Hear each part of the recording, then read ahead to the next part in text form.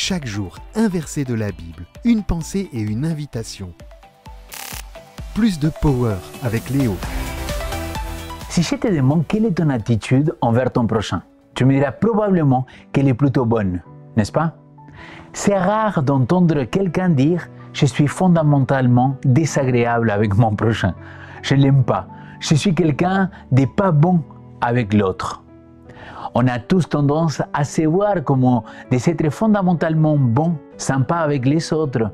Mais la réalité, c'est que les relations interpersonnelles sont souvent marquées par le stress, la hâte et parfois une certaine froideur. Ces derniers jours, on a plongé dans les fruits de l'esprit et nous avons parlé déjà de l'amour, de la paix, de la patience. Et aujourd'hui, je vais vous partager avec toi la bonté. Paul a dit aux Galates, quant au fruit de l'esprit, c'est amour, joie, paix, patience, bonté, bienveillance, foi, douceur, maîtrise de soi.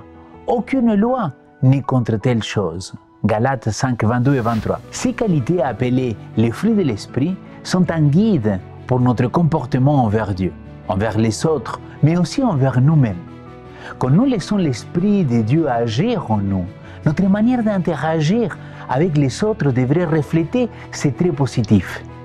Jésus a dit, c'est lui qui demeure attaché à lui, à Christ, peut porter beaucoup de fruits. Laisse-moi partager la citation du jour avec toi. Si le Christ demeure en nous, nous agirons en chrétiens aussi bien à la maison qu'à l'extérieur. Celui qui est chrétien trouvera des mots aimables pour ses proches et ses collègues. Il sera gentil, courtois, aimable, sympathique et se préparera lui-même pour demeurer avec la famille d'en haut. S'il appartient à la famille royale, il représentera le royaume auquel il s'est destiné. Il parlera avec bonté à ses enfants, car il réalisera que eux aussi sont héritiers de Dieu, membres des cours célestes. En résumé, notre relation avec le Christ influence directement notre comportement envers les autres. Cela devrait se refléter dans nos interactions quotidiennes, ici sur Terre, tous les jours. Nos paroles et nos actions ne devraient pas simplement refléter les normes du monde, mais plutôt les fruits de l'esprit.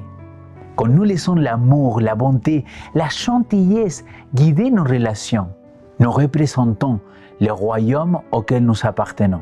Mon ami, aujourd'hui, je t'encourage à prendre conscience dans la manière dont tu interagis avec les autres.